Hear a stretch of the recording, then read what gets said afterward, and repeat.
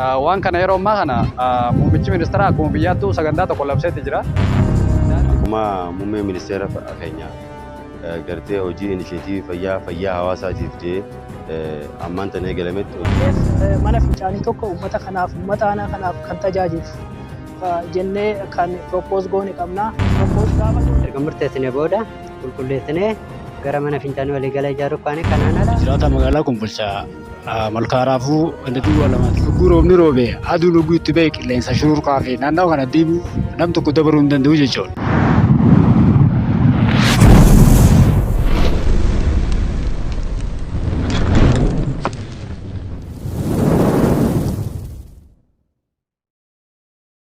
Jalqaba irratti maqaan kiyya Dr. Jamal naan jedhe itti aanaa bulchaa Kombolchaati. Iddoon ammatti argamnu dirree kubbaa miilaa hawaasa aanaa Kombolchaati. Akkasumattis yeroo iidaa dirree hawaasni keenya itti salaatudha jechuudha. Kanaaf dirreen kun yeroo hedduu qulqullummaa isiitti hojii wal qabatee waan rakkannutu ture. Inni sanis namoonni daandiirra deeman toora kanarratti akkaataa itti sagaraa ba'aniitu jira. Waan kana yeroo ammaa kana muummichi ministeeraa akkuma biyyaattuu sagantaa tokko labseetti jira. Daandii qulqulluu jireenya mijataadhaaf jedhee sadarkaa biyyaatti akkaawuntiin baname magaalota gurguddoo irratti hojiin qulqullina daandiitii fi fayyummaa hojii waan wal qabatu fayyummaan namaa karaa guutuu ta'een akka deeggaramuuf. Inisheetiivii haaree labseetti deeggarsi karaa garaagaraa taasifamaati jira. Nus deeggarsan keessatti sirmaannee sadarkaa aanaa keenyaatti immoo qindoomina Haramaa Yuunivarsiitii wajjin hawaasni aanaa keenyaa toora rakkootti qabnu kana manneen fincaanii sadarkaa isaa eeggate akkasumattis shaawora yookaan sadarkaa isaa eeggate ni ijaara jennee barattoota yuunivarsiitii fi daldaltoota bakka bu'oota daldalaati wajjin abbootii qabeenyaati wajjin sagantaa asii jalqabnee jirra. Asii yoo xiqqaate saayitii tokko kanarratti mana fincaanii ijaaraa fi shaawora sadii ni ijaarranneeti kan har'a jalqabsifnee. Kanaaf hawaasni keenya sagantaan kun kasaanii ta'uu baree waan isaanirraa eegamu san qixa sirriitiin bahatee milkaa'ina hojii kanaatiif tumsuu qaba jechuudha. Bajeta mootummaatiin hin hojjennu hirmaannaa hawaasaatiin humna namaa walitti qindeessinee hojii kana milkeessina waan ta'eef hawaasni aanaa keenyaattis isa kana qixa sirriitiin hubatee saayitii kana qofa irratti hin ijaarru toorree saaxilamoo ta'an hundarratti sagantaan akkanaa kun babal'atee magaalaa Malkaaraaboo keessatti akka ijaaramu tumsa barbaachisu akka mootummaan ni goona. Hawaasni immoo sagantaa isaa ta'uu baree fayyaa isaa ta'uu baree hojii kana milkeessuu keessatti waan isaanirraa eegamu qooda isaanii akka baatan maqaa kiyyaa fi maqaa waajjira bulchiinsa aanaa Kombolchaatiin dhaamsaan dabarsuu barbaada waan ta'eef galatoomaa. Maqaan kiyya Mahammad Ibrahim itti gaafatamaa waajjira fayyaa aanaa Kombolchaati. Yaa'u har'aan tana guyyaa addaati. Akkuma muummee ministeera keenya gartee hojii inisheetiivii fayyaa hawaasaatiif jedhee ammaan tan eegalametti hojii mana fincaanii akkuma gubbarraa kallattiin kaa'ametti nutis ammaan tana hojii bal'aa sadarkaa aanaatti wantoota sadarkaa biyyaa jalqabame san aana finnee jira. Kanaaf akka fayyaatti nuti parsantaa 80 ittisa irratti hojjennu. Kanaaf yeroo ammaan tana kanaan duras yuunivarsiitiin teenya yuunivarsiitiin Haroomayaa ijoollee achitti dipaartimentii adda addaa barachaa turan asitti erganii hirmaannaadhaan deeggarsa adda addaatiin mana qorichaa hawaasaa ijaaraa turanii har'aas marsaa kana ijoolleen ogeessa keenya doktoroota dabalatee warreen amma eebbifamu deeman namni 58 piraaktis bi'een biratti argama. Isaan san uummata keenyaaf maal hojjechuu qabna jedhanii teenyeeti waliin ilaallee hojii ittisaa hojjechuu qabnaadha. Kanaaf naannoo dirree kubbaa kanarratti manni fincaanii ijaaramuu qabaa jennee hawaasni keenya balaan taaneef akka hin saaxilamneef duula bal'aa eegallee jira jechuudha. Kanaaf namni hundinuu qulqullina isaa qulqullina dhuunfaa hamana isaatirraa haa waan ta'eef manni fincaanii kara deemaa ijaaramuu qaba. Sadarkaa waajjira fayyaatirraa sadarkaa aanarraa magaalaa irratti namni bakka hin taanetti akkuma gattaa'uu hin qabu. Kanaaf yeroo ammaan tana dhukkubni AWD garaa isaa fi haqqeen akkuma deddeemee daddarbee uummata keenya miidhaa jira. Kanaaf balaa kanaaf hawaasni akka hin saaxilamne paablikii mana fincaanii kara deemaati hamma ijaaruu deemnu kun. Mana fincaanii kana biratti bishaanis ni qonna yoo xiqqaate shaawaraas ni qabaata.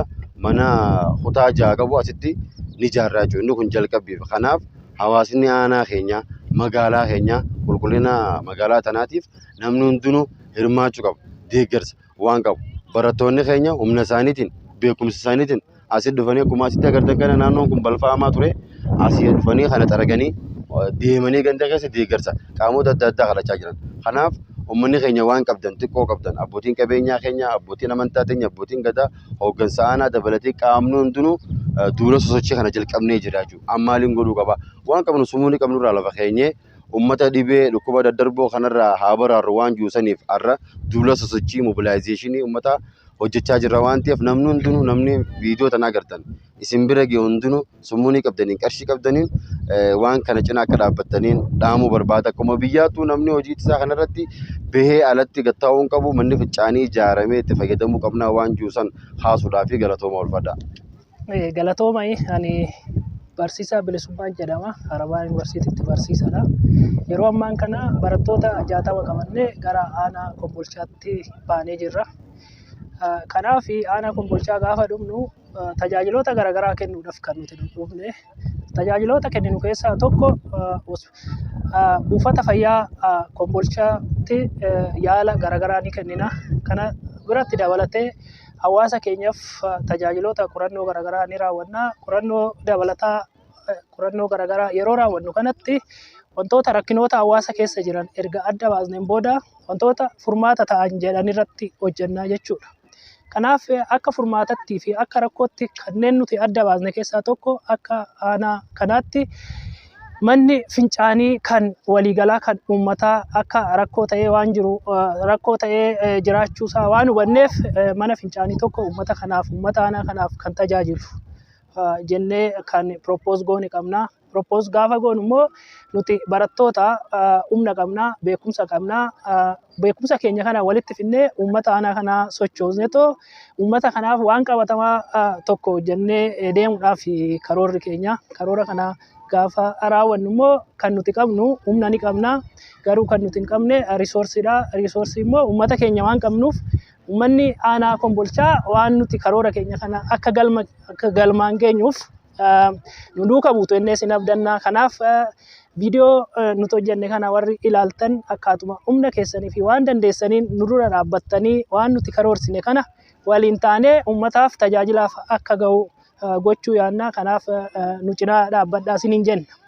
Kanaan alattis yeroo ammaa kana dipaartimentii garaagaraa irraa barattoonni keenya doktoroonni jiru, faarmaasiin jiru, laaboraatooriin jiru, miidwaayifariin jiru, narsiin jiru hundumtuu waan jiraniif tajaajila fayyaarree dhuftanii nurraa argachuu dandeessu jechuudha. Hawaasni kun akkuma beekutti kanaan durarree marsaa duraatiin faarmaasii uummataa birrii miliyoona hedduutti kan tilmaamu hirmaannaa uummata tajaajila irraa argachaa jirtu. Kanaaf ammallee mana fincaanii kanas hojjennee shaaworii hojjennee bishaan hojjennee tajaajilaaf akka dhiyaatuuf karoora qabnaa. Kanaaf karaa dandeessaniin nu gargaara isiniin jenna. Galatooma.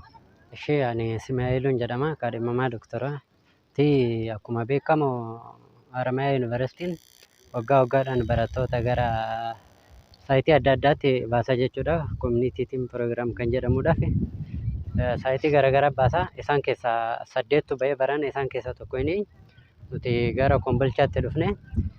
Kombolcha yeroo dhufnu akkuma dhufneen daataa funaanutti kaatanii daataa funaannee rakkoon uummata ammatti irra caala cinqaa jiru maal jennee rakkoo toopirraa irra naa gadi buusne jechuudha. Kana keessa manni fincaanii waliigalaa uummanni itti fayyadamu akka rakkoo ta'e adda baafannee kana booda deemnee waajjira dhimmi ilaallatu dubbisnee lafa iddoo kana nuu kennan yeroo iddoo kana dhufnee ilaallu baay'ee nama gaddisiisudha. Akkuma argitanitti akkuma suuraadhaan kaafnee jirrutti haalli namni bobbaa ittiin gadi taa'u gaariin turre.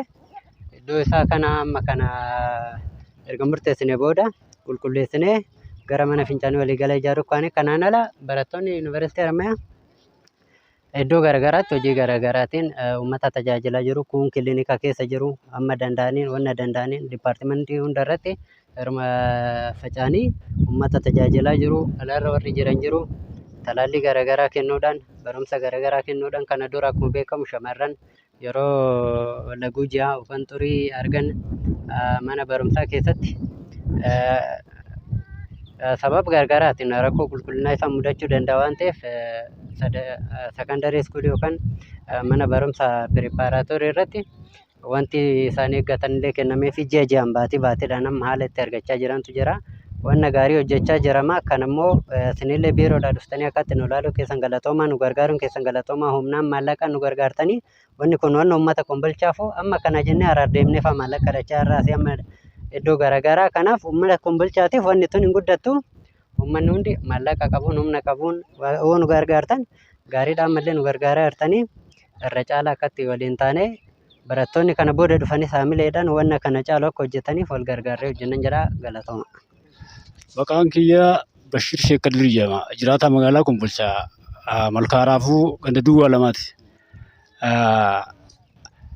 Naannoo amma isin agartan kana yogguu roobni roobe aduun yogguu itti ba'e qilleensa shururkaa fi naannoo kana deemuu nam tokko dabaruu hin danda'u jechuudha.